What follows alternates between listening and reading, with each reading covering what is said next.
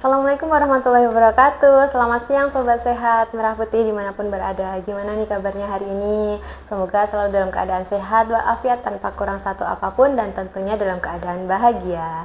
Senang sekali nih Ica hari ini bisa kembali menyapa Sobat Sehat di episode ke-38 musik Ngobrol Seru dan Asik RSUD Merah Putih Kabupaten Magelang. Nah Sobat Sehat, siapa nih yang sudah siap untuk masak opor? Ngacung. Ya, atau mungkin udah pesan-pesan kue kering atau udah mulai masak kue kering nih. Nah, sebentar lagi tidak lama kita akan menghadapi atau merayakan menyambut hari kemerdekaan ya. Bukan ya? Hari Lebaran ya. Ya, hari kemenangan gitu. Nah, hari besar Idul Fitri di seluruh dunia ya, Mbak ya. Nah, di bulan-bulan ini kan sekarang masih bulan puasa ya, tentu kita mengalami perubahan pola makan dari bulan Ramadan menuju ke hari Lebaran nanti gitu. Nah, di hari Lebaran nanti pasti banyak orang yang akan mengonsumsi makanan-makanan yang tinggi santan, tinggi lemak, tinggi gula ya, tinggi garam gitu, dan tentu itu akan memicu masalah kesehatan apabila tidak terkontrol. Nah, oleh karena itu kita juga harus mengatur kembali pola makan agar tubuh kita juga tetap sehat gitu. Nah, hari ini kita akan membahas tentang Lebaran ini, yaitu dengan tema Lebaran no drama. Kenapa? Karena makanan yang aman, Lebaran nyaman gitu. Nah, sekarang bersama dengan Ica sudah hadir narasumber kita hari ini. Beliau ini adalah salah satu nutrisionis yang bertugas di RSUD Merah Putih Kabupaten Magelang. Halo Mbak. Halo Mbak Ica. Apa kabar? Alhamdulillah sehat. Alhamdulillah. Sebelum kita mulai ngobrol-ngobrol nih Mbak, boleh kenalan dulu. Mungkin di sini banyak sobat sehat nih yang belum begitu mengenal Mbak ini siapa sih gitu. Silakan. Oke, boleh. Halo Sobat Sehat semua, perkenalkan saya Lailatul Kiromah atau biasa dipanggil Ella. Saat ini saya merupakan salah satu nutrisionis atau ahli gizi di RSUD Merah Putih. Saat ini saya bertugas di Bangsal Borobudur 1 dan Nicu. Nah, selain bertugas di rawat inap, kami juga bertugas di rawat jalan juga Meja. Jadi kami buka klinik gizi setiap hari dari hari Senin sampai dengan hari Sabtu, mulai dari jam 8 sampai dengan 12. Oke, berarti dipanggilnya dengan Mbak Ella ya? Betul. Oke. Nah, baik Sobat Sehat semuanya, untuk podcast hari ini, jika nanti Sobat Sehat ada yang ingin ditanyakan atau konsultasi tentang gizi, termasuk saat Lebaran nanti, boleh silahkan komen di bawah ini ya. Nanti kita akan bahas di sesi tanya jawabnya Mbak Ella ya. Oke, langsung saja nih Mbak Ella. Saat ini kan kita sedang memasuki bulan Ramadan ya, kita memasuki 3 minggu ya puasanya gitu. Nah, nanti setelah Ramadan kan kita menghadapi Lebaran. Sebenarnya apa sih yang terjadi pada metabolisme tubuh kita dari kita saat ini saat ini Ramadan menuju ke Lebaran? Apa perbedaannya? Oke. Jadi tidak terasa ya Mbak Ica, sekarang kita sudah masuk hari puasa ke-22. Iya. Oke, jadi kurang lebih semingguan kita akan merayakan Lebaran. Nah, untuk metabolisme yang terjadi pada tubuh kita itu ada apa sih setelah berpuasa? Yang pertama yaitu fungsi dari organ tubuh kita itu mengalami perubahan Mbak Ica. Kenapa berubah? Karena tubuh kita itu menyesuaikan diri dengan pola makan yang terbatas. Jadi yang biasanya kita makan 3 kali sehari atau bahkan lebih, nah pada saat puasa kita kan makannya jadi terbatas, hanya 2 kali pada saat sahur dan juga berbuka. Otomatis untuk asupan makannya akan berkurang, kemudian asupan energinya juga pasti akan berkurang daripada saat tidak berpuasa. Betul. Nah, pada saat kondisi inilah ada beberapa fungsi organ tubuh kita yang mengalami perubahan. Di antaranya yaitu pada lambung. Jadi pada lambung ini nanti produksi asam lambung akan lebih teratur atau cenderung turun pada saat puasa karena kondisi perut kita kan dalam keadaan kosong Mbak Ica. Kemudian puasa itu sebenarnya menyehatkan untuk lambung, tetapi yang sering menjadi masalah ketika tiba saatnya berbuka. Jadi yang seharian kita sudah menahan lapar, menahan haus, kemudian kadang juga menahan amarah juga ya bisa ya. Iya. Nah itu ketika saatnya buka, kadang kita jadi kalap nih, lapar mata, jadi maunya balas dendam semua yang betul. kita makanan yang ada di meja semuanya yang kita makan, dari yang manis, kemudian pedas, asam, makanan berlemak tentu saja ya Mbak Ica ya. Jadi yang makanan yang goreng-gorengan ini pasti tidak akan ketinggalan. Jadi kalau makan gorengan juga nggak cukup satu, kadang 2, 3 atau bahkan lebih. Terus makannya biasanya dibarengi dengan cabai, saus, sambal, kemudian biasanya juga kan makannya terburu-buru, tergesa-gesa. Nah ini nanti yang akan menimbulkan asam lambung menjadi naik begitu. Terus untuk perubahan yang selanjutnya yang terjadi yaitu sensitivitas insulin membaik. Jadi yang kita ketahui insulin ini adalah suatu hormon yang membantu penyerapan glukosa dalam sel tubuh kita. Jadi hormon insulin ini nanti akan mengendalikan atau mengontrol kadar gula dalam darah supaya tetap stabil atau normal. Nah, ketika kita berpuasa, hormon insulin ini cenderung turun. Nah, itu nanti akan memicu sel tubuh untuk lebih sensitif menyerap glukosa yang kemudian akan mengurangi peradangan. Kemudian juga memicu proses perbaikan sel atau yang disebut autofagi. Gitu. Jadi memang puasa itu banyak manfaatnya. Salah satunya untuk autofagi. Jadi kalau misalkan sel-sel di tubuh kita itu ada yang rusak atau tua atau yang sudah tidak berfungsi, nanti sel-sel di dalam tubuh kita ini akan digantikan dengan sel yang baru yang lebih sehat. Begitu. Kemudian untuk perubahan yang terjadi setelah kita berpuasa selanjutnya adalah perubahan yang diidam-idamkan oleh perempuan. Bisa. Aku tahu. Tambah langsing. Betul, iya. Jadi untuk sebagian orang setelah berpuasa itu berat badannya akan turun, tapi itu hanya sebagian saja Mbak Ica, jadi tidak semuanya. Nah itu nanti tergantung dari pola makan yang kita terapkan saat berpuasa. Jadi kalau misalkan pola makannya yang diterapkan bagus, baik, sehat, kemudian tetap memperhatikan porsinya, tetap memperhatikan zat gizinya, kemudian dibarengi dengan olahraga juga, itu nanti kemungkinan berat badannya akan turun. Tetapi apabila sebaliknya, pola makannya tidak sehat, makan sembarangan, berlebihan, kemudian makan tinggi gula, tinggi lemak, nah itu bisa jadi untuk resiko kenaikan berat badannya lebih tinggi. Nah itu merupakan beberapa perubahan yang terjadi setelah kita berpuasa. Beda lagi nih kalau misalkan sudah masuk lebaran, pola makannya kan juga berbeda lagi Mbak Ica. Yang tadinya terbatas, setelah tiba lebaran sudah tidak terbatas lagi. Betul. Karena sudah bisa makan di jam berapapun ya Mbak. Tidak tergantung dengan imsak atau azan subuh. Dan makanannya juga banyak ya. Betul. Kebanyakan makanan yang dihidangkan saat lebaran seperti opor, kemudian rendang, gulai itu kan juga tinggi lemak. Kemudian kue kering tinggi gula juga ya Mbak Ica ya. Nah, ini kalau misalkan dikonsumsi berlebihan itu nanti lambung kita juga akan kaget. Nah kemudian ini juga memicu kolesterol, kemudian gula darah, tekanan darah, dan juga asam urat mungkin juga nanti bisa melonjak. Ya, mungkin nanti kondisi ini nih bisa membuat bikin lebih ramai lagi. Ya karena memang Ramadan sama Lebaran itu tuh ditunggu-tunggu ya. Betul. Karena selain beribadah juga makanan tuh lebih bervariatif ya, jadi menggugah selera kita juga gitu ya untuk makan gitu. Nah kemudian untuk biasanya nih setelah Lebaran ini Mbak, pasien di RSUD Merah Putih itu kebanyakan mengeluhkan apa sih Mbak? Oke, jadi kebanyakan pasien yang berkunjung ke Merah Putih khususnya ke Poligizi seperti yang sudah saya singgung tadi ya Mbak ya. Jadi kebanyakan itu yang dikeluhkan adalah kolesterolnya tinggi, kemudian gula darah, tekanan darah, dan juga asam urat. Nah, ketika ditanya, Bapak kenapa kok kolesterolnya tinggi, kemudian gula darahnya juga tinggi, pasti jawaban yang diberikan rata-rata juga sama Mbak Ica.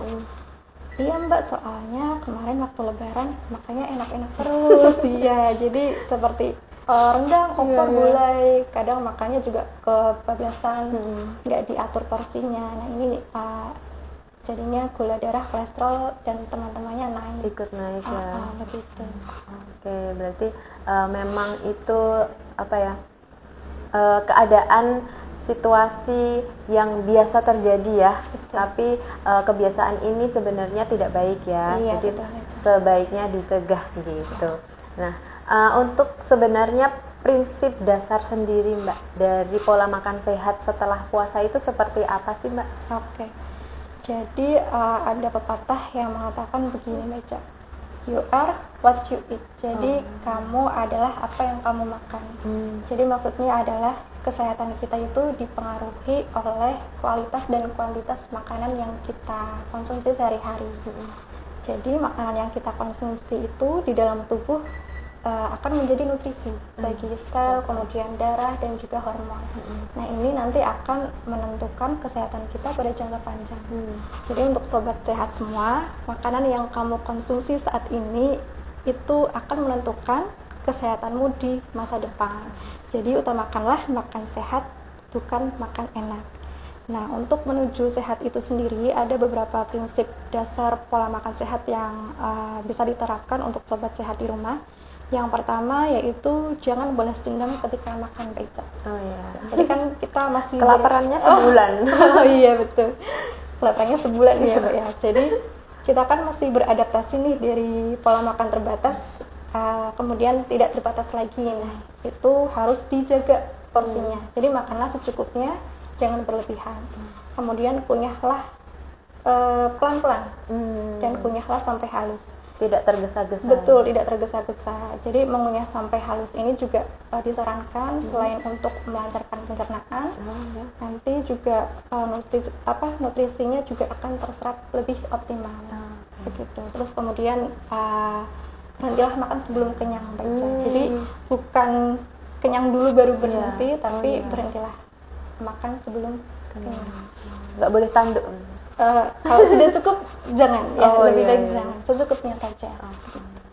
Jadi untuk prinsip dasar selanjutnya yaitu terapkanlah konsep isi piringku. Untuk sobat sehat semua, untuk makan besar terutama ya, jadi makan pagi, makan siang, kemudian makan sore atau makan malam, kalau bisa tetap diperhatikan apa yang ada di isi piring. Ya, jadi menurut anjuran dari Kemenkes, dari satu piring ini komposisinya kalau bisa lengkap Mbak Ica. Jadi ada sumber karbohidrat, kemudian sumber protein. Protein ini ada dua macam ya, protein hewani, protein nabati, kemudian ada sayur dan juga buah. Jadi nanti pembagiannya dalam satu piring ini dibagi menjadi dua, setengah-setengah. Nah setengah dari piring ini 2/3-nya adalah sumber karbohidrat. Sepertiganya lauk pauk, protein hewani dan protein nabati. Kemudian setengahnya lagi 2/3-nya adalah sayuran, kemudian sepertiganya adalah buah-buahan. Begitu. Jadi kalau bisa tiap kali makan porsinya, maksudnya komposisinya ada itu semua. Kemudian kita juga dianjurkan untuk makan yang bervariasi atau beragam Ica. Kenapa? Karena dalam satu bahan makanan itu kandungan gizinya tidak ada yang lengkap.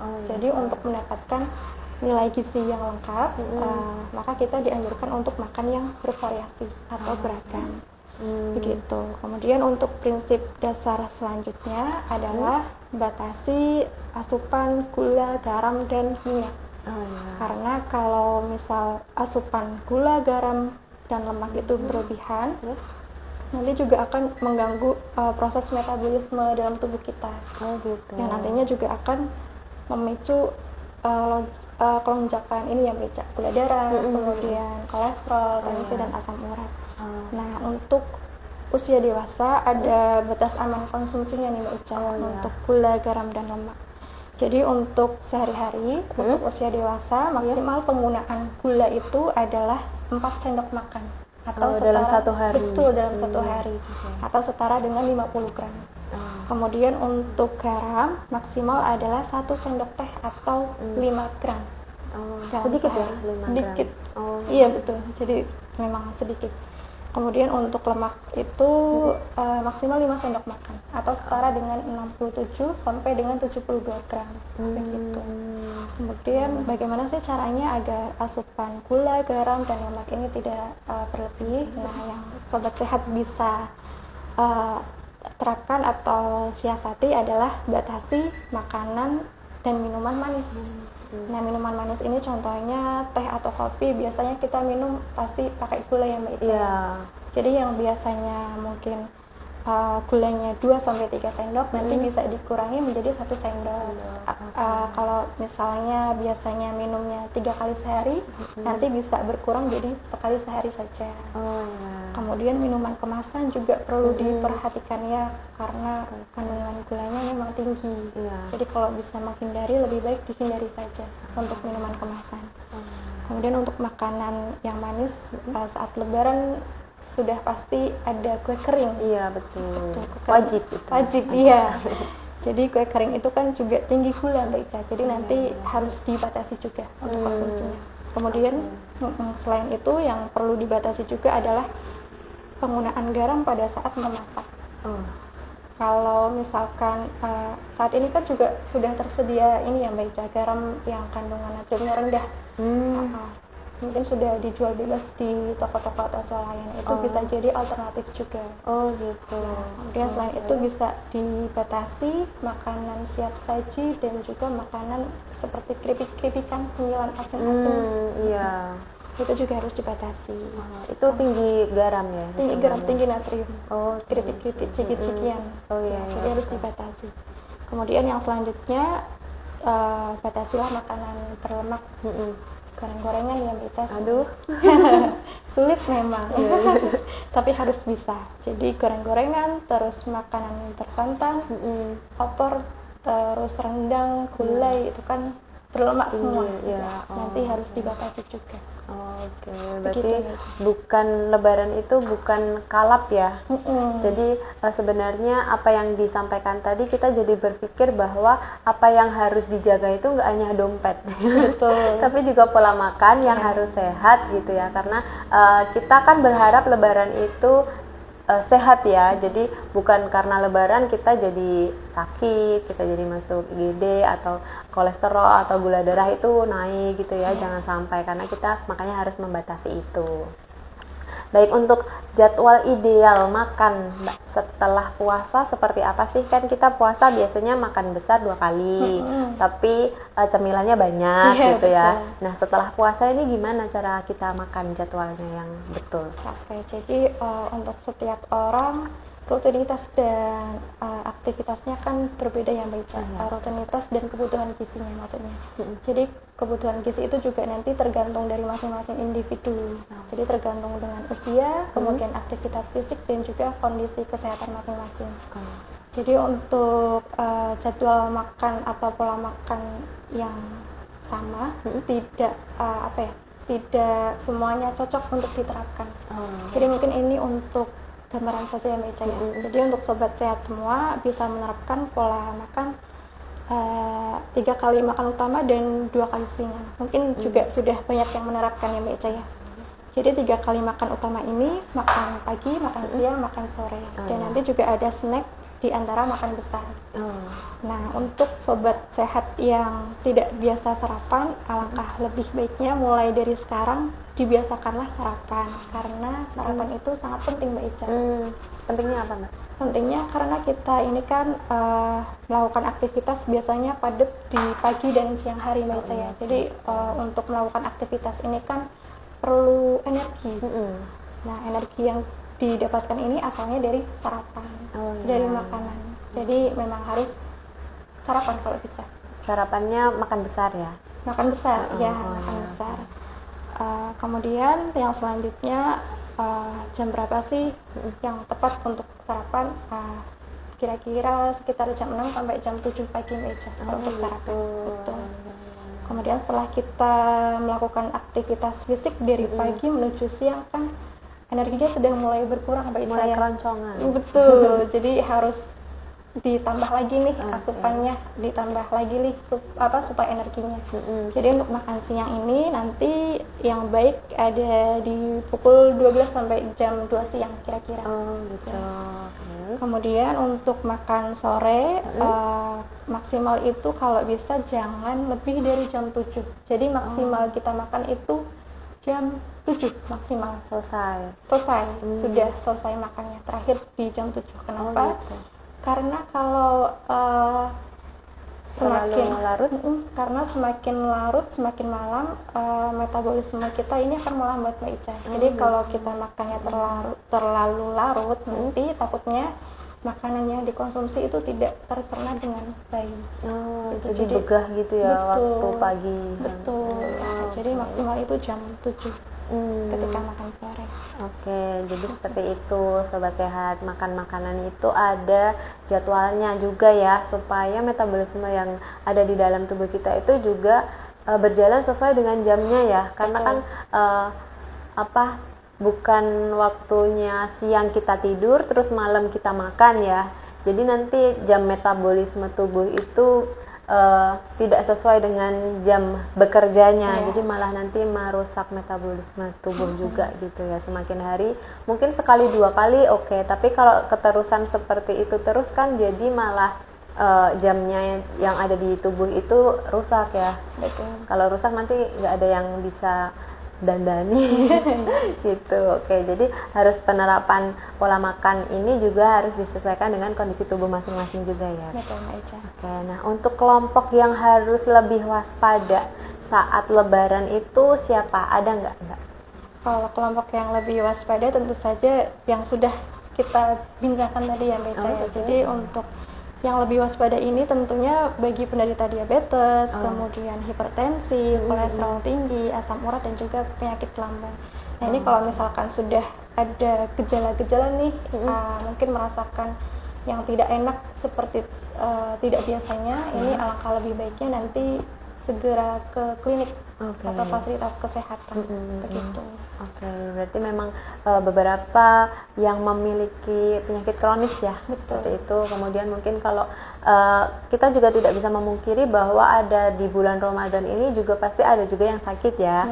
Tidak selalu sehat karena tergantung sama apa yang tadi dimakan juga gitu saat puasa ini, apalagi nanti saat lebaran juga kan semua makanan terhidang, kita juga ingin segera memakan itu gitu, dan kalau kita kalap juga bisa menyebabkan kesehatan di tubuh kita itu menjadi menurun gitu. Nah jangan lupa juga mungkin sebelum lebaran bisa check up dulu ya, sebaiknya bagaimana tentang kondisi tubuh kita. Jadi kalau misalkan waktu check up itu kelihatan, oh ini tanda-tanda nih badannya mulai tidak enak ya, sebaiknya tidak diteruskan pola makan yang tidak sehat itu tadi ya Mbak. Betul, ya. Meja. Oke, nah di RSUD Merah Putih juga tersedia untuk layanan Sobat Sehat semuanya untuk berobat selama 24 jam ya untuk di IGD, dan kita juga tersedia dokter spesialis lengkap di RSUD Merah Putih. Silahkan untuk Sobat Sehat yang ingin memeriksakan atau konsultasi terlebih dahulu ya sebelum masuk ke lebaran. Oke, kalau untuk satu piring itu sendiri Mbak, kan kita tadi udah lebaran kita masak opor, masak gulai, masak rendang, semuanya dimasak gitu. Pasti pengennya dicicip dong, masa cuma dimasak aja ya, apalagi ibu-ibu kan apa-apa nyicip-nyicip gitu. Tahu-tahu udah sepiring yang dicicip. Nah, kalau makan itu kita boleh nggak menggunakan semua lauk yang ada di meja itu Mbak? Atau cuman boleh nasi aja sama sayur gitu, apa gimana? Oke, jadi untuk lagi-lagi perhatikan isi piringku ya Mbak Caya. Jadi tergantung masing-masing orang sih. Ya kalau boleh sih boleh saja dalam satu piring ada opor, ada rendang, kemudian ada gulai, tapi alangkah lebih baiknya diberi salah satu saja. Jadi tetap merujuk pada isi piringku. Jadi kan lauk dalam isi piringku itu kan hanya butuh 2. Jadi gitu. Protein hewani 1 porsi dan juga protein nabati 1 porsi. Jadi agar tidak itu kan makanan yang opor, gulai, rendang tinggi lemak ya Meja. Jadi agar tidak berlebihan lemaknya, alangkah lebih baiknya dipilih salah satu saja. Salah satu saja. Kemudian tetap diimbangi dengan sayur mayur, karena sayur ini sering terlupakan ketika Lebaran, Mbak Ica ya. Iya. Betul. Jadi Karena kita sibuknya masak opor ya. iya, jadi semuanya yang diolah kebanyakan protein hewani. Iya, Pilihan betul. yang banyak protein hewani, sayurnya sedikit. Jadi memang harus tetap diimbangi dengan sayuran, kemudian minum air putih juga jangan lupa. Gitu. Oke, air putih ya, bukan air warna ya. Air putih Air yang lebih bening. menyehatkan, betul. iya, oke. Iya, bukan putih, bukan lebih bening. Ya. Oke, jadi sebenarnya boleh tapi lebih baik sesuai isi piringku ya. Betul, Mungkin Mbak. kalau emang pengen makan semuanya bisa untuk pagi hari makan opor, nanti Boleh, siang hari iya, makan sambal betul. goreng hati gitu ya. Sore hari makan rendang gitu ya. Iya. Oke, jadi tetap semuanya makan gitu. Tapi kan tidak semuanya di Dalam satu piring. lahap dalam satu kali makan. Oke, seperti itu. Nah, kalau untuk batasan makanan kue kering ini seperti apa, Mbak? Kan pasti semua yang ada di meja waktu Lebaran itu adalah kue kering ya, dan mungkin juga ada makanan-makanan berwarna lainnya, minuman berwarna lainnya. Nah, batasannya untuk makanan kue kering itu gimana sih, Mbak? Oke. Jadi kue kering ini memang identik pada saat Lebaran ya, Mbak Ica ya.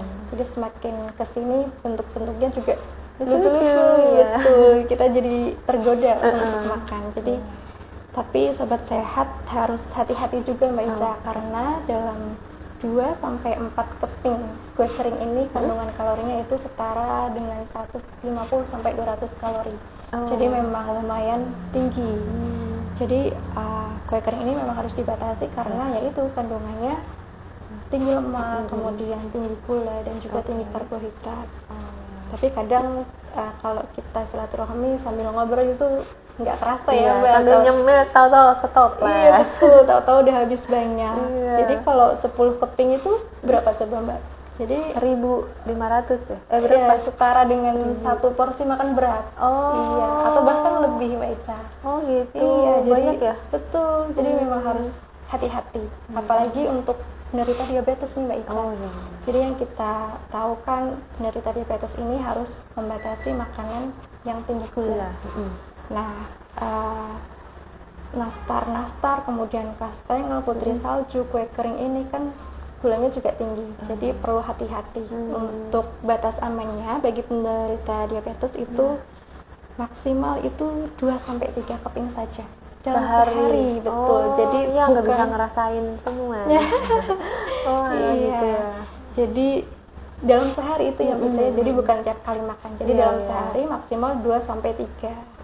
Tapi kalau misalkan bisa menghindari nih, lebih baik dihindari saja. Tapi kalau pengen banget nih nyicip, boleh maksimal 2 sampai 3 keping saja. Nah, kemudian untuk mungkin ada kue nastar sama putri salju ya Mbak Ica. Iya. Jadi kalau kue nastar nanti bisa dipilih yang menggunakan selai buah asli. Oh iya. Betul. Kalau misal putri salju nanti bisa dihilangkan dulu nih gula-gula. Taburannya. Betul, gula Oh, halusnya gitu. bisa dihilangkan baru kita makan. Selain itu untuk penderita diabetes ini juga harus selalu menerapkan prinsip 3J Mbak Ica. Oh, apa itu, Mbak? Prinsip 3J ini adalah prinsip diet pada pengaturan diet DM. Oh, oke. Jadi 3J ini ada yang pertama tepat jadwal, yang kedua tepat jumlah, dan yang ketiga tepat jenis. Jadi yang pertama itu tepat jadwal. Makan sehari itu harus terjadwal. Ada 6 kali waktu makan. 3 kalinya makan utama, 3 kalinya selingan. Nah kalau bisa ini ada jadwal makannya. Jadi kalau bisa jamnya juga konsisten agar nanti kadar gulanya juga stabil. Jadi yang pertama harus tepat jadwal dulu. Yang kedua itu tepat jumlah. Jadi untuk makanan yang dikonsumsi bagi penderita diabetes itu jumlahnya sesuai nih dengan kebutuhan gizinya. Oke. Terus yang ketiga itu ada tepat jenis. Jadi ada beberapa jenis makanan yang perlu diperhatikan. Misalnya karbohidrat. Nah karbohidrat ini harus dibatasi Mbak Ica.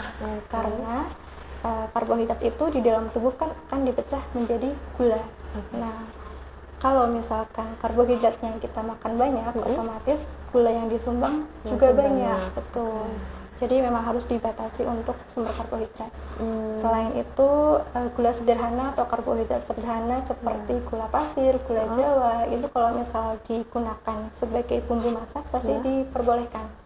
Tapi kalau di luar itu kalau bisa dihindari. Begitu. Kemudian yang perlu diperhatikan lagi yaitu sayur-sayuran.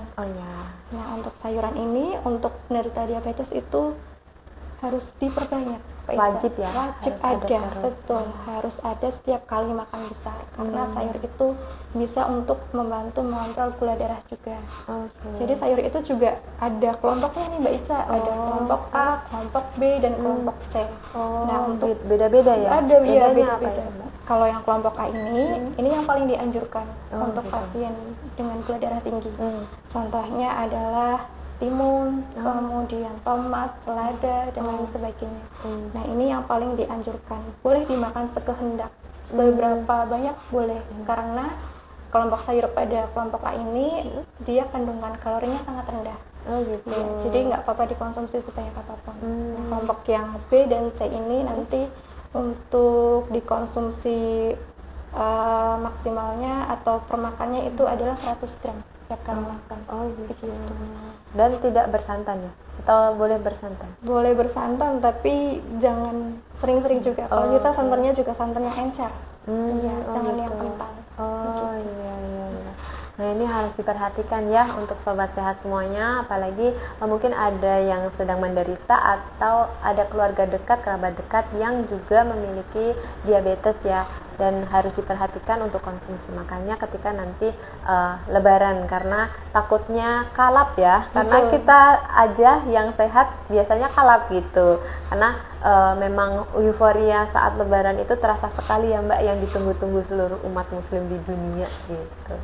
Nah, kalau untuk aturan sendiri nih Mbak, tips-tipsnya supaya kita tuh tidak kebablasan waktu lebaran nanti untuk makan makanan yang tersedia. Oke, untuk tipsnya agar kita tidak kebablasan, jika kita bertamu, kalau disediakan serat seperti buah ya Mbak Ica, kita pilih buah itu dulu. Buahnya dulu kita makan. Kenapa? Karena buah ini bisa memberikan rasa kenyang. Jadi kalau misalkan kita kenyang, mau makan yang lain kan nanti dulu deh. Kurang selera ya. ya. Betul. Jadi dipilih buah dulu kalau misal ada buah. Kemudian nanti bisa nih kalau misalkan disediakan lepek atau tempat kecil, kalaupun nggak ada pakai tangan juga nggak apa-apa. Jadi ambillah 1 atau 2 macam saja. Terus kita makan yang sudah kita ambil. Jadi nggak langsung makan dari tempatnya. Toplesnya, bukan toplesnya diambil. Kita maksa nih. Betul. Jadi kalau sama toplesnya sambil ngobrol, tahu-tahu nggak terasa udah habis aja toplesnya. Jadi sedikit saja secukupnya. Kemudian tetap diimbangi dengan air putih. Kalau sudah makan kue, minumnya jangan yang manis. Karena kalau makan kue minum manis nanti gulanya jadi double. Jadi minumnya air putih saja. Dan mungkin tips orang tua zaman dulu kalau mau bepergian itu makan dulu ya. Jadi waktu kita jalan-jalan itu nggak begitu lapar karena sudah makan kenyang duluan gitu ya. Jadi memang harus diperhatikan juga karena memang lebaran itu saatnya silaturahim ya. Jadi semuanya yang didatangi semuanya dipersilahkan duduk. Dicobain, ini udah bikin capek-capek nih, masa nggak dicobain, kan nggak enak. Tapi juga kita harus memperhatikan kondisi badan kita juga ya, jangan sampai rasa tidak enak itu membuat badan kita sendiri yang nanti jadinya tidak nyaman gitu ya. Nah, kadang yang membuat berat badan naik itu tuh bukan besar makanannya, tapi rasa pengen ngicip-ngicip, rasa pengen ingin tahu, oh ini enak enggak ya, oh ini enak enggak ya, itu ya Mbak ya. Jadi itu yang membuat tidak terkontrol kita sendiri itu seperti itu teman-teman ya, sobat saya semuanya. Tahu-tahu udah habis itu aja 1 toples. Mumpung lebaran, kapan lagi, kalau nggak lebaran nggak ada biasanya. Iya. Nah, untuk ngomong-ngomong soal lebaran kan biasanya ada mudik nih Mbak. Nah, boleh nggak sih kalau kita itu kan biasanya mudik jaraknya jauh ya. Kalau cuman Kabupaten Magelang, Kota Magelang kan deket nih. Jadi rasanya bukan mudik tapi ya jalan-jalan aja gitu. Nah, biasanya itu kan kita pasti akan membutuhkan tenaga yang lebih ya saat mudik itu. Apalagi kalau menggunakan kendaraan pribadi ya. seperti kena macet, apalagi panas ya, kemudian kita juga pengen buru-buru sampai, jadi kayak terasa terburu-buru gitu. Nah, bagaimana untuk aturan gizi atau apa ya, konsumsi yang sebaiknya kita makan ya saat kita melakukan mudik gitu, karena pasti waktunya kan panjang ya, mungkin bisa berhari-hari, atau mungkin kalau yang mudiknya antar pulau kan bisa berhari-hari gitu kan, butuh tenaga. Itu seperti apa sih Mbak untuk gizinya saat mudik? Oke, jadi sobat sehat yang berada di perantauan di luar kota ini sebentar lagi pasti akan kembali ke kampung halaman masing-masing ya Mbak Ica ya.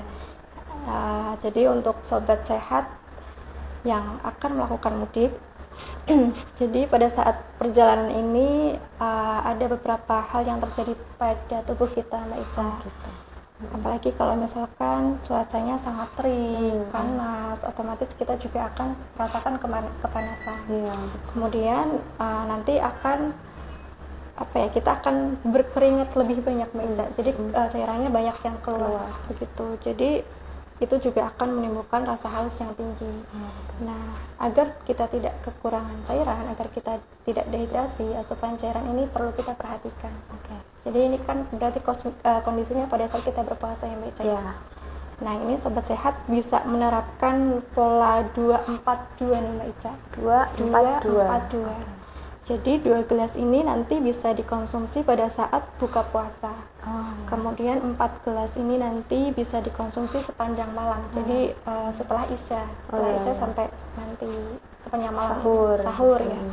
Pas sahur ini nanti konsumsinya hanya 2 gelas berarti ya. Berarti 2-4-2. 2 pada saat buka, 4 sepanjang malam, dan juga 2 pada saat sahur. Betul.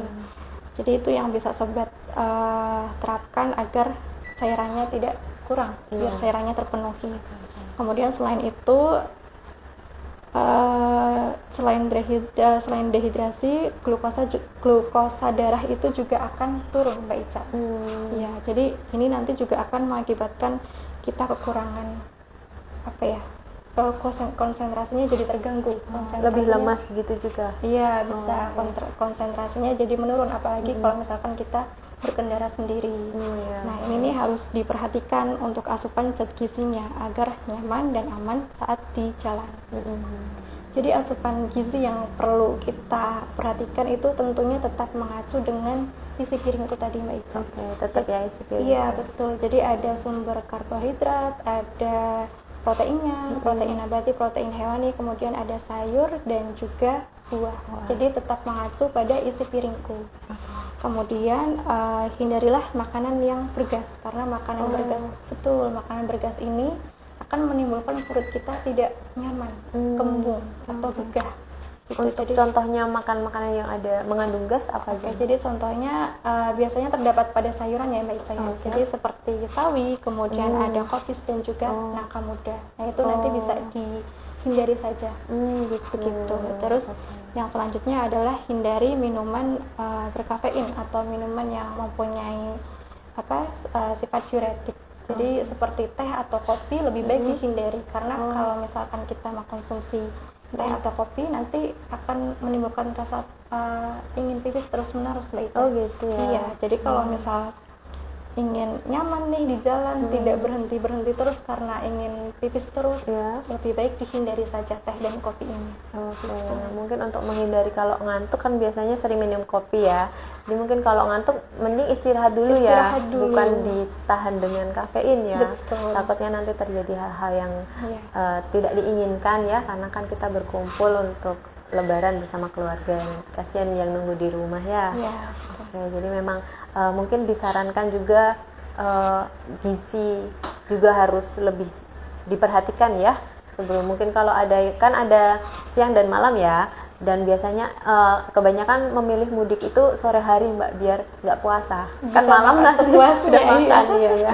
Jadi di perjalanan juga bisa ngemil ya, ngemil buah, ngemil sayur, ngemil makanan yang dibawa dari rumah gitu. Jadi perjalanan itu lebih nyaman gitu. Mungkin minusnya karena lebih gelap aja ya.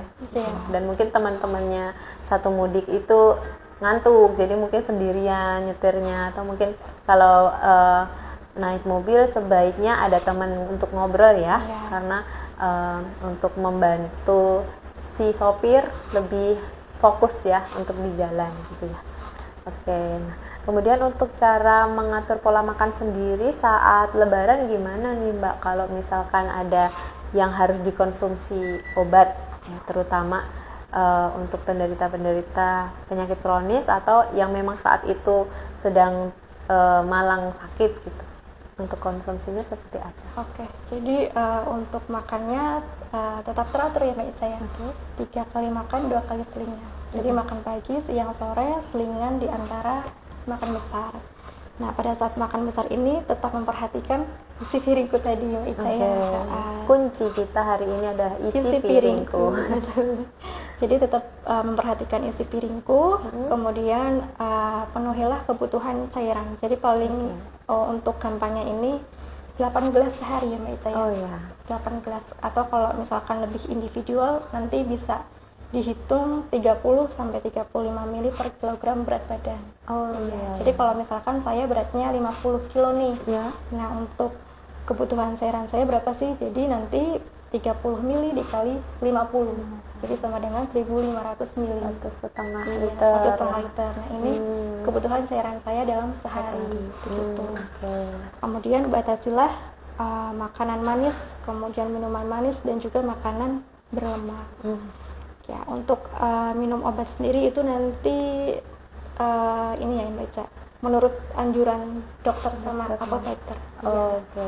Gitu. Tetap menyesuaikan apa yang sudah diresepkan ya. Betul. Jadi tidak mungkin sudah diresepkan 3 kali atau 2 kali, bukan dikonsumsi 1 kali sekaligus. Betul. Ya, tetap harus sesuai, karena untuk beberapa obat yang memang harus dikonsumsi mungkin 4 kali dalam 1 hari juga mungkin tidak dianjurkan untuk berpuasa juga ya, kalau misalkan ada yang mau puasa saat lebaran gitu kan, ada ya yang ingin puasa sunnah gitu ya, sobat sehat. Jadi tetap harus memperhatikan apa yang sudah dianjurkan oleh dokter.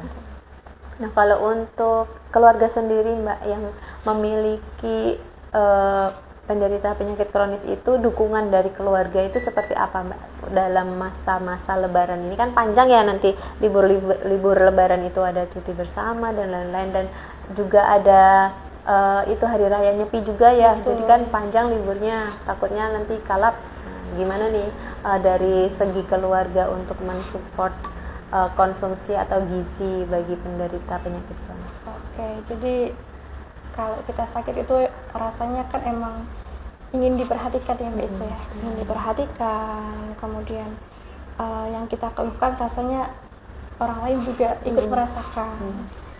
Jadi untuk dukungan apa sih yang bisa kita berikan kepada keluarga kita? Di antaranya yaitu mendengarkan keluhan tanpa menghakimi, kemudian menunjukkan empati, dan juga memberikan rasa aman. Jadi kalau misalkan keluarga kita yang sakit ini mengeluh, jangan dihakimi, karena ambang rasa sakit seseorang dengan yang lainnya kan berbeda.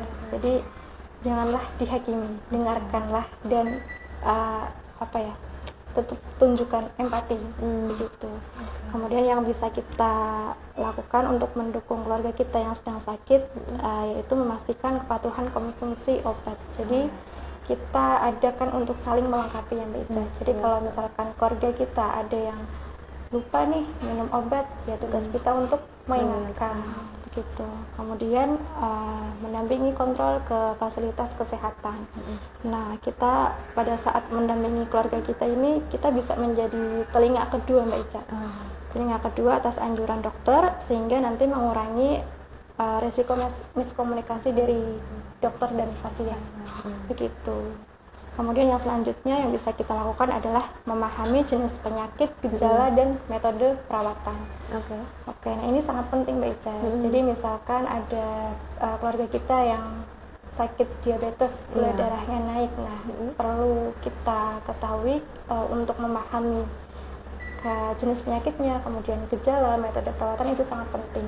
Jadi kalau diabetes ini kan ada 2 kemungkinan, hiperglikemik atau hipoglikemik. Hiperglikemik ini ketika gula darahnya naik melebihi normal. Kemudian hipoglikemik gula darahnya turun di bawah normal, biasanya kurang dari 70. Nah, kalau terjadi kondisi hipoglikemik, nah ini kan perlu ada penanganan nih Mbak Ica.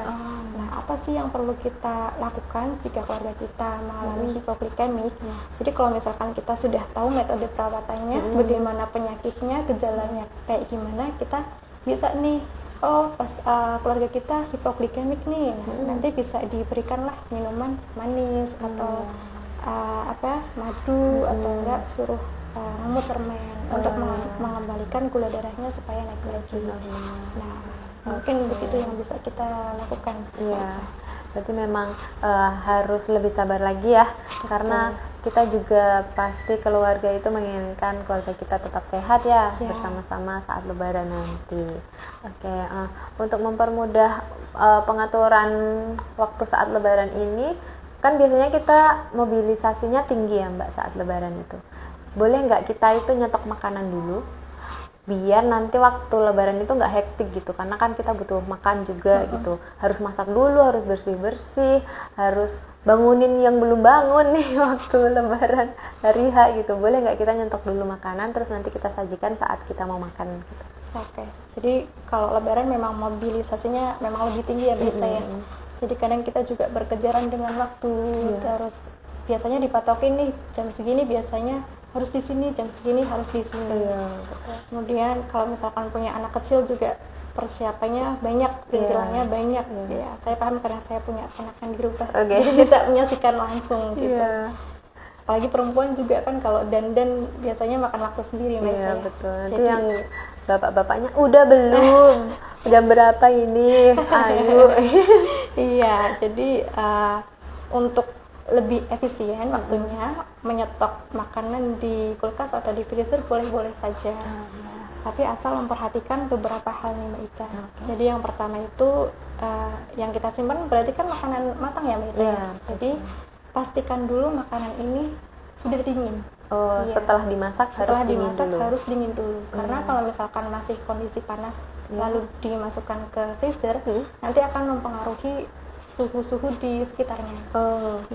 Kemudian mungkin bisa jadi juga merusak kulkasnya juga ya Mbak Ica. Jadi pastikan dulu makanannya dingin dulu nih. Jadi kalau misal sudah dingin, nanti baru ditempatkan pada wadah yang tertutup atau kedap udara. Dan pastinya juga yang food grade Mbak Ica ya, yang aman untuk makanan. Nah, kalau sudah dikemas dalam wadah tertutup, baru nanti diberi label tanggal penyimpanan.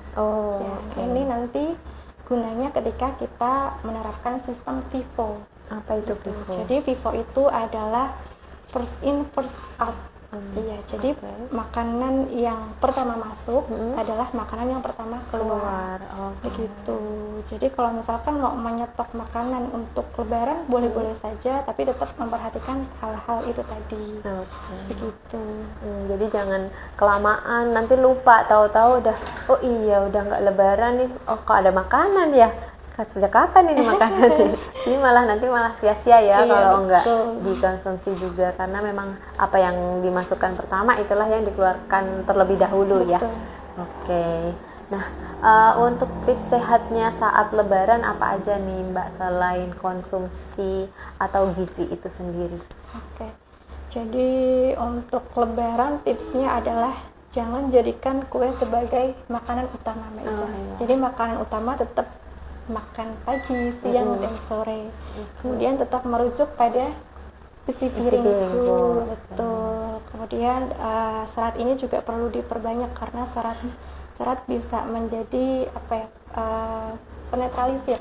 Untuk penetralisir. Jadi serat bisa membantu untuk mengontrol gula darah dan juga kolesterol. Jadi jangan sampai ditinggalkan.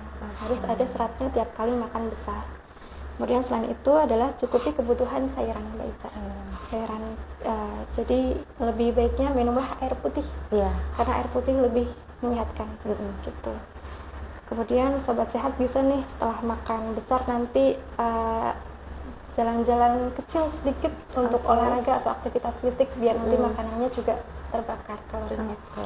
Jadi tidak harus selalu naik motor, naik mobil ya, kecuali kalau jauh ya nggak apa-apa. Tapi kalau masih silaturahim di tetangga kampung, di satu RT satu RW boleh jalan kaki aja ya. Iya, betul. Itu lebih sehat ya dan menguatkan ya. Iya. Oke, seperti itu ya sobat sehat.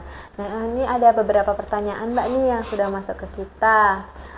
Boleh dijawab ya, dibantu ya. Oke, pertanyaan pertama. Kenapa setelah makan makanan lebaran badan itu malah terasa lebih lemes, kemudian ngantuk sekali dibandingkan saat lebaran? Oh, iya. Saya juga sering gitu sih. Saya pun juga baca sama. Oke. Oke, jadi kondisi ini biasanya disebut dengan food coma ya Mbak Ica ya. Oh, food coma, betul. Food coma ini kerap terjadi setelah kita makan banyak, terutama makan tinggi gula, karbo dan juga lemak. Nah, setelah kita makan ini nanti darahnya itu, aliran darah akan terfokus ke sistem pencernaan untuk memproses makanan. Nah, akibatnya nanti aliran darah yang menuju otak akan berkurang. Nah, ini yang bisa menyebabkan kantuk dan juga rasa lemas. Memang ada teorinya ada ya? teorinya. Iya. Bukan karena kebanyakan makan terus kekenyangan ngantuk gitu, Iya. tidak selalu itu ya? Betul. Oke, namanya istilahnya food coma Food ya? coma. Oke, jadi seperti itu ya sobat sehat. Kenapa kita itu jadi merasa lebih lemes ya dan ngantukan gitu waktu makan makanan lebaran yang banyak itu gitu. Jadi untuk mengatasi itu jadi jangan berlebihan makannya ya gitu. Oke, untuk pertanyaan berikutnya dari Edrinat. Mana yang lebih sehat antara ketupat, lontong atau nasi? Oh ya, sama-sama nih. Oke, ketupat, lontong dan nasi sama-sama dari beras juga ya Mbak Ica. Ya, pada intinya sama, yang membedakan adalah kandungan kalorinya. Jadi untuk ketupat dan lontong itu pada umumnya memang kalorinya lebih rendah daripada nasi Mbak Ica. Iya, gitu. Jadi semuanya sehat sebenarnya, cuma yang membedakan kalorinya. Jadi kalau di 100 gram nasi itu kandungan kalorinya sekitar 175. Kemudian untuk lontong itu 144 kilokalori dalam 100 gramnya. Kemudian untuk ketupat itu kira-kira 119 kilokalori dalam 100 gramnya. Jadi memang lebih tinggian nasi daripada lontong dan ketupat. Begitu. Nah, ini mungkin yang sedang program diet nih bisa diperhatikan juga ya. Jadi alternatif untuk makan, ternyata lontong, ketupat dan nasi itu berbeda kalorinya ya, dengan berat yang sama ya pastinya ya, bukan satunya satu sendok, satunya satu piring ya sama aja. Oke, jadi mungkin seperti itu ya untuk Mbak Renat. Sebenarnya sama-sama sehat, cuman yang berbeda adalah kandungan kalorinya aja. Untuk berikutnya dari @Dwi. Apa minuman yang paling ampuh untuk menetralisir makanan berlemak saat lebaran, Mbak? Oke, minuman yang paling ampuh tentu saja air putih itu sendiri, Pak Ica. Air bening ya? Air bening. Jadi yang paling ampuh tentu saja air putih. Mau dikonsumsi saat dingin, panas, atau hangat sama saja, karena pada saat masuk ke tubuh nanti suhunya juga menyesuaikan dengan suhu tubuh. Betul. Jadi lebih baik pilih air putih. Kalau misalkan saat lebaran dihidangkan air putih dan minuman manis, lebih baik dipilihnya yang air putih saja. Air putih saja. Ya, berarti memang paling utama ya untuk air putih. Untuk minuman-minuman yang berwarna bisa disingkirkan terlebih dahulu ya. Kalaupun misalkan mau dikonsumsi tidak berlebihan ya, dan pasti diperhatikan juga makanan-makanan selain minuman yang berwarna tadi yang sudah dikonsumsi seperti apa banyaknya. Kalau sudah banyak ya jangan diminum yang berwarna tadi ya. Oke, untuk selanjutnya dari @gulalilu. Bagaimana menjaga makanan agar tetap enak tapi kolesterol tidak naik gitu? Oh iya benar. Dan didampingi apa? Oke, jadi agar makannya tetap enak terus kolesterolnya tidak naik, nanti tetap didampingi dengan serat tentu saja Mbak Ica. Jadi tetap memperhatikan isi piringku tadi. Jadi serat ini memang harus diperbanyak karena serat bisa untuk mengontrol kolesterol. Serat ini bisa mengikat kolesterol yang jahat Mbak Ica. Jadi semakin banyak serat semakin baik. Betul. Seperti itu ya. Dan olahraga juga ya. Olahraga pasti juga. Bergerak lah gitu. Iya. Jangan cuman leye-leye mentang-mentang ini kan lebaran, bebas, perayaan. Tetap harus ada aktivitas juga ya yang harus diterapkan. Oke, kemudian mungkin yang terakhir ya ini ya pertanyaannya dari Eskadri. Bagaimana dengan penggunaan fiber cream sebagai pengganti santan untuk ditambahkan ke dalam makanan? Apakah aman dan lebih sehat dibandingkan dengan santan? Oke, jadi penggunaan fiber cream ini mungkin lebih sehat ya Mbak Ica ya, karena ada serat-seratnya juga ya di fiber cream ini. Tapi nanti untuk penggunaannya juga bisa jangan terlalu sering juga. Jadi dibatasi saja, jangan terlalu sering. Memang lebih menyehatkan dari santan. Oke, berarti bisa menjadi pengganti santan Bisa, juga, cuman tidak boleh terlalu sering juga ya, karena makanan kan sama dengan makanan bersantan ya, tapi cuman lebih bagus aja gitu. Oh ya, berarti tetap ada lemak-lemaknya juga itu. Tetap ada lemak-lemaknya. Jadi harus dibatasi juga, tidak boleh berlebih, tidak boleh banyak-banyak. Oh gitu. Seperti itu ya Sobat Sehat ya, mungkin ada yang menggunakan fiber cream untuk masakannya, bisa juga dibatasi ya, karena itu juga sama dengan santan, cuman memang kalorinya mungkin lebih rendah ya. Kecil, kalorinya lebih rendah. Ya, tapi ya jangan sering-sering juga ya, nanti sama aja dong kita kalau misalkan masakannya pakai fiber cream terus ya. Oke. Nah, mungkin itu ya Mbak ya, untuk pertanyaannya sudah selesai dari Sobat Sehat semuanya ya. Terima kasih ya Sobat Sehat atas pertanyaan-pertanyaannya. Semoga apa yang tadi ditanyakan sudah terjawab, dan mungkin juga mewakili dari Sobat Sehat lainnya yang mungkin masih malu ya untuk bertanya di kolom komentar. Kemudian untuk Sobat Sehat nih yang kiranya ingin berkonsultasi nih Mbak ya, tentang gizinya atau tentang mungkin meal plan nih waktu nanti lebaran, bisa konsultasi di RSUD Merah Putih? Bisa. Oh, ya. Di klinik apa Mbak? Di klinik gizi. Oh, klinik gizi. Oke. Setiap hari apa? Kalau klinik gizi buka setiap hari dari hari Senin sampai dengan hari Sabtu. Oh, seperti itu. Nanti mulainya pukul 8 sampai dengan jam 12. Oh ya. Oke. Nah, untuk Sobat Sehat yang mungkin nanti masih bingung ya, aku mau mudik nih, kira-kira aku mau prepare makanan apa aja ya gitu. Aku pengen menyajikan makanan-makanan untuk keluargaku yang lagi mudik gitu. Mungkin rumahnya didatengin ya sama keluarga, boleh juga untuk konsultasi, silakan, atau untuk konsultasi gizi yang lain juga boleh ya. Boleh. Untuk konsumsi sehari-hari juga boleh, silakan. Bisa datang langsung ke RSUD Merah Putih di klinik gizi ya. Nanti ada nutrisionis di RSUD Merah Putih, dan juga ada tenaga kesehatan lain ya yang berpengalaman dan kompeten. Nah, untuk Sobat Sehat yang kiranya ingin melakukan pendaftaran atau periksa atau konsultasi di RSUD Merah Putih, bisa melakukan pendaftaran online ya dengan menggunakan website s.id/rsudmp. Untuk pasien yang menggunakan BPJS bisa juga menggunakan aplikasi MJKN. Untuk pasien umum dan asuransi swasta bisa menggunakan aplikasi MP Online. Silahkan bisa di-download di Play Store maupun di App Store. Jika sudah mendaftar online, silahkan untuk datang di hari H periksa dan bisa check-in terlebih dahulu di lobi ya, di gedung utama. Untuk informasi lebih lanjut, Sobat Sehat bisa menghubungi layanan informasi RSUD Merah Putih di WhatsApp dengan nomor 0811 2586 000. Sekali lagi, WhatsApp 0811 2586 000. Nah, Mbak Ella, sebelum kita closing nih untuk podcast kali ini, ada pesan yang ingin disampaikan kepada Sobat Sehat? Silakan. Oke. Jadi untuk Sobat Sehat yang akan merayakan Lebaran sebentar lagi nih Mbak Ica, perlu diingat Lebaran itu bukan tentang siapa yang paling banyak makan, tetapi siapa yang paling sehat dan bisa menikmati kebersamaan dengan keluarga. Luar biasa sekali quote-nya hari ini.